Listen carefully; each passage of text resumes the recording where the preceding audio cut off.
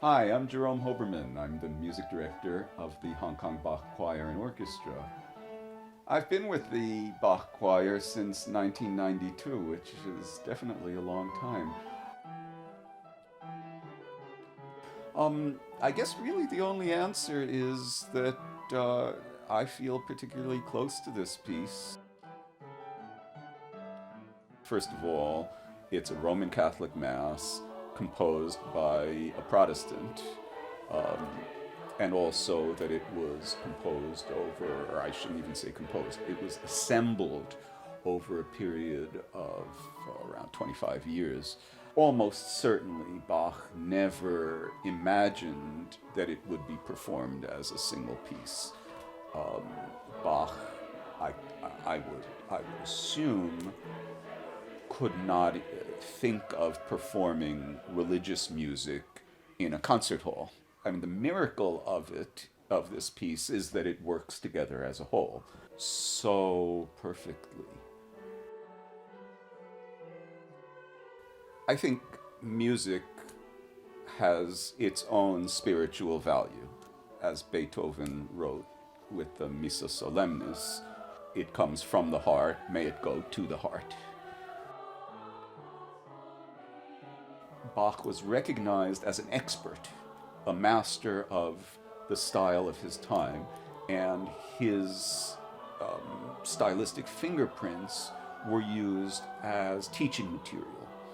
So every musician in the late 18th, 19th century learned music, especially the practice of counterpoint, of putting melodies against other melodies in a way that allows them to function both independently and together, was based on the music of Bach.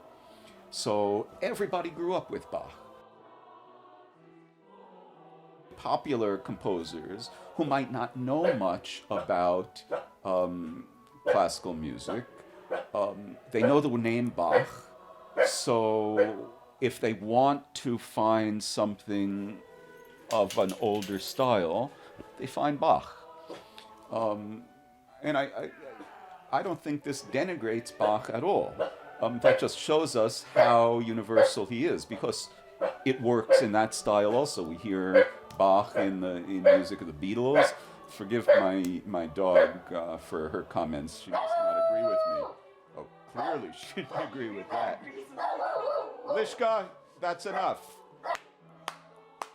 Lishka, quiet.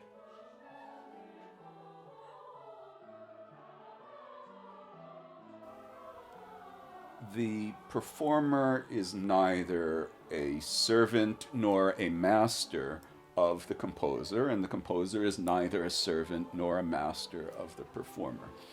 The function of three entities in this, what becomes a triangle: the composer, the performer, and the listener, each one of which is essential to the experience of music. So to think of these things as separate from each other, I think, is a mistake. People get very caught up in details like how do you have to play the note? How long is a note in this period rather than in that period? How fast is fast? How slow is slow? People who are in the so-called historically informed performance movement, they play everything faster than was customary generations ago.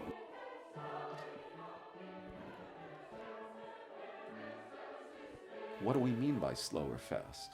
That is, the pace at which we live life now is vastly different from the pace at which life was lived in Bach's time. We travel by car and airplane and so on. Our perception of time is different. Lifespans are different, so our sense of how much time we have is very different from what it was in Bach's time. The way we experience art and music is very different. Our attention spans are different. So to say that if we go back and figure out exactly how a piece was performed in Bach's time. And in that way, we can recreate the experience for an audience today, I think, is a fantasy or a chimera that's not even absurd, it's laughable. I mean, because we cannot relate to it that way. We don't habitually sit through 3-hour church services and experience the music. It's not about how you produce the sounds and how you learn the sounds and what we do. It's what the audience receives. And the first requirement we have is to make sure, as much as it's in our power to do, to make sure that the audience has a transcendent experience. For us musicians, having access to that possibility in sound as well as in books is valuable. It gives us a different dimension. But where I take issue with it is whenever the word authenticity comes in. The only authenticity is what is real right now. Not yesterday, not tomorrow. Right now, because music only happens in the present moment. Yes, it can be very interesting, and it can appeal to the spiritual sense we have in the experience of the music if the composer and the performer, or I should say the composer in the form of the text, not in the form of the person, because once it's a text, the composer is no longer involved directly. So I'll say the text and the performer and the listener, if any one of them is missing, then we have nothing. I don't really think it can. Part of the experience of music is experiencing it in the space where the sounds are actually being produced and where they come together. So any kind of recording, even a video recording, is only partial in that sense. There will always be a place for all instruments, I think. When the historical performance movement first began, there was a lot of inferior playing, let's say, on the historical instruments. One of the early problems was that performances simply weren't necessarily very good. They weren't in tune. Now we don't have to worry about that. And I think for performers, for instrumentalists, it's a very healthy thing to have some experience with older forms of their own instruments, as long as we don't use the word authentic.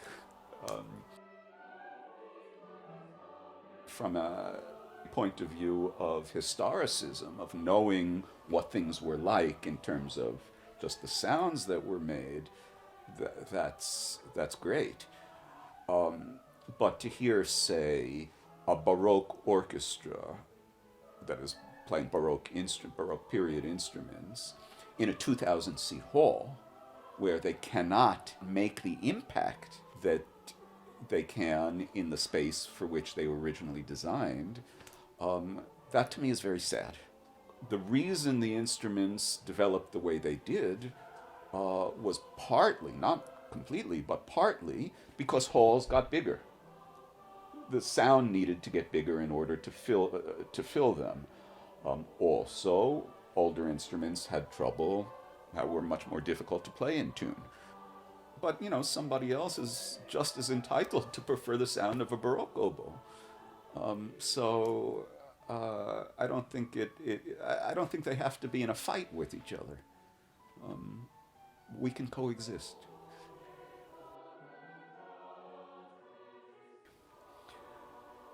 Well, first of all, interpretation is a word I never use.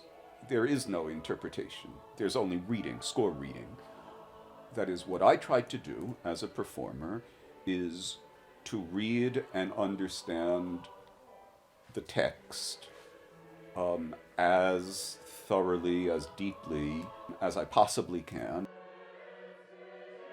The aspect of interpretation that I reject is the idea that I have some kind of right as the performer to do it the way I feel it.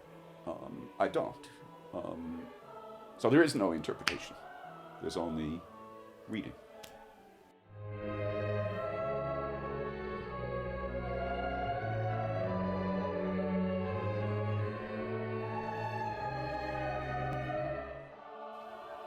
I hope you've enjoyed this conversation, and I hope that's given you the desire to become part of our community as we perform the wonderful, incredible B minor Mass by Johann Sebastian Bach on December 7th.